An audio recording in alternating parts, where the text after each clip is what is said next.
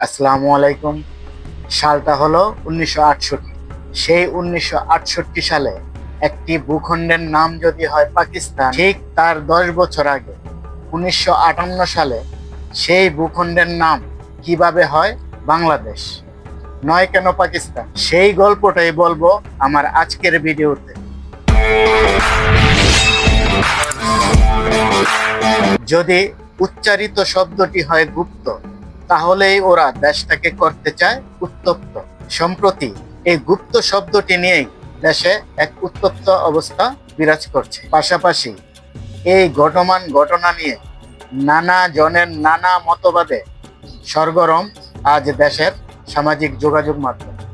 এই সামাজিক যোগাযোগ মাধ্যম থেকে একটি পোস্ট নিয়ে আমার আজকের আলোচনা। জুলাই অভ্যুত্থানের পর থেকে বিভিন্ন সময়ে বিভিন্ন বিতর্কিত ঘটনা ঘটিয়ে যিনি নিজেকে আলোচনায় রেখে চলেছেন, রাজশাহী বিশ্ববিদ্যালয়ের ছাত্র সংসদ রাকসুর জিএস, সেই বিতর্কিত ব্যক্তি সালাউদ্দিন আম্মার গত ২২ এপ্রিল সন্ধ্যা ৭টায় তার ফেসবুক ওয়ালে একটি পোস্ট দেন। পোস্টে ছিল ঠিক এমন: তারেক রহমানের জন্ম ২০ নভেম্বর ১৯৬৮ সাল, জন্মস্থান করাচি, পাকিস্তান।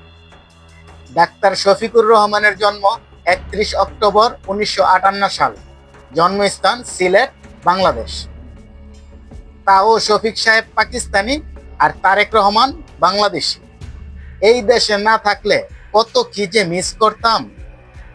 আমি তারেক সাহেবকে পাকিস্তানি বলতে চাচ্ছি না, আবার কথায় কথায় মুরব্বীরে যে পাকিস্তান পাঠান, এজন্য মনে করাইয়া দিতে চাইতেছি যে মুরব্বী বাংলাদেশ। সালাউদ্দিন আম্মার তার পোস্টের মাধ্যমে যেটা বুঝাতে চেয়েছেন, জামায়াতের আমির ডাক্তার শফিকুর রহমান ১৯৫৮ সালের ৩১ অক্টোবর বাংলাদেশের সিলেটে জন্মগ্রহণ করলেও তাকে পাকিস্তানি বলা হচ্ছে।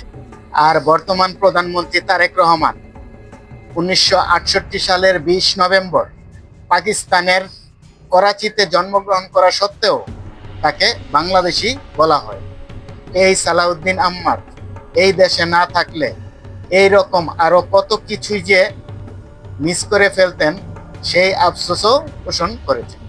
অপরদিকে তারেক রহমান পাকিস্তানের করাচিতে জন্ম নেওয়া সত্ত্বেও সে তাকে পাকিস্তানি বলতে চাচ্ছে না। ঠিক পাশাপাশি কথায় কথায় মুরব্বীকে যে পাকিস্তান পাঠিয়ে দেয়া হয়, তাদের মুরব্বী ডাক্তার শফিকুর রহমান যে বাংলাদেশে জন্মগ্রহণ করেছে এবং তিনি যে বাংলাদেশি, সেটা সে সবাইকে মনে করিয়ে দিতে চেয়েছে। নিজের দেয়া এই পোস্টে সালাউদ্দিন আম্মার তারেক রহমানের জন্ম পাকিস্তানে, তাই সে পাকিস্তান, আর তাদের মুরব্বী ডাক্তার শফিকুর রহমানের জন্ম বাংলাদেশে, যার জন্য সে বাংলাদেশি। এই ন্যারেটিভটাই সে ইস্টাবলিশড করতে চেয়েছে। পোস্টে দেয়া তার এই তথ্যকে ডিফেন্ড করার জন্য উইকিপিডিয়ার তথ্যকে রেফারেন্ডম করে সে পরবর্তীতে তার ফেসবুক আরও একটি পোস্ট করেছে, যেটি হলো এমন: তারেক রহমানের জন্ম ২০ নভেম্বর ১৯৬৮ সাল, জন্মস্থান করাচি, পাকিস্তান। ডাক্তার শফিকুর রহমানের জন্ম ৩১ অক্টোবর ১৯৫৮ সাল, জন্মস্থান সিলেট, বাংলাদেশ। তার পোস্টের নিম্নাংশে উইকিপিডিয়ার যে দুইটি স্ক্রিনশট সে যুক্ত করেছে, সেটি হলো ডাক্তার শফিকুর রহমানের ব্যক্তিগত বিবরণ। জন্ম ৩১ অক্টোবর ১৯৫৮, বয়স ৬৭, সিলেট জেলা, পূর্ব পাকিস্তান, বর্তমানে বাটেরা ইউনিয়ন, কুলাউড়া উপজেলা, মৌলভীবাজার জেলা, বাংলাদেশ। জাতীয়তা বাংলাদেশি। আর তারেক রহমানের ব্যক্তিগত বিবরণ: জন্ম ২০ নভেম্বর ১৯৬৮, বয়স ৫৭, ঢাকা, পূর্ব পাকিস্তান, পাকিস্তান। জাতীয়তা Bangladeshi.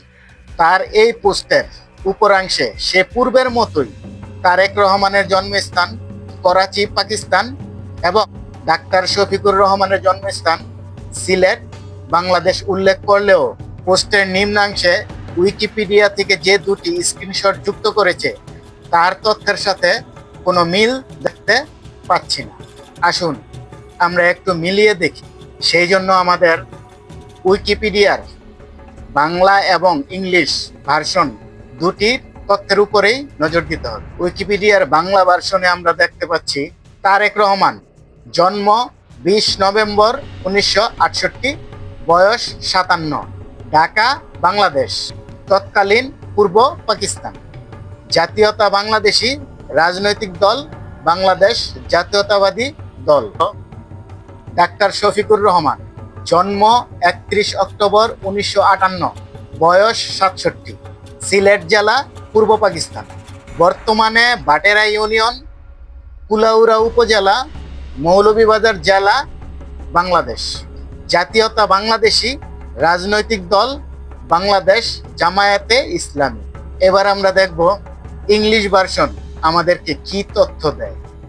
Tarique Rahman, born 20 November 1968, age 57, Dhaka, যার বানান old version DACCA, Dhaka, East Pakistan, Pakistan, now Dhaka, Bangladesh, party Bangladesh Nationalist Party. Shafiqur Rahman, born 31 October 1958, age 67, Bhatera, Kulaura, Moulvibazar, Sylhet, East Pakistan, now Bangladesh, party Bangladesh Jamaat e Islami. এখন আমরা যদি উইকিপিডিয়ার বাংলা এবং ইংলিশ ভার্সন মিলিয়ে দেখি তাহলে কি দেখতে পাচ্ছি।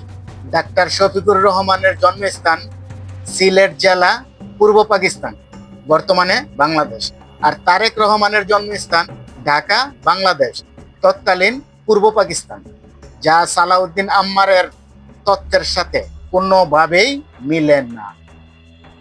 সালাউদ্দিন আম্মার এর তথ্যে দেয়া তারেক রহমানের জন্মস্থানে যেমন করাচি, পাকিস্তান শব্দের কোনো অস্তিত্ব নাই, ঠিক তেমনি ডাক্তার শফিকুর রহমানের জন্মস্থানেও ঢাকা, বাংলাদেশ নামক শব্দের কোনো অস্তিত্ব খুঁজে পাওয়া যায়নি।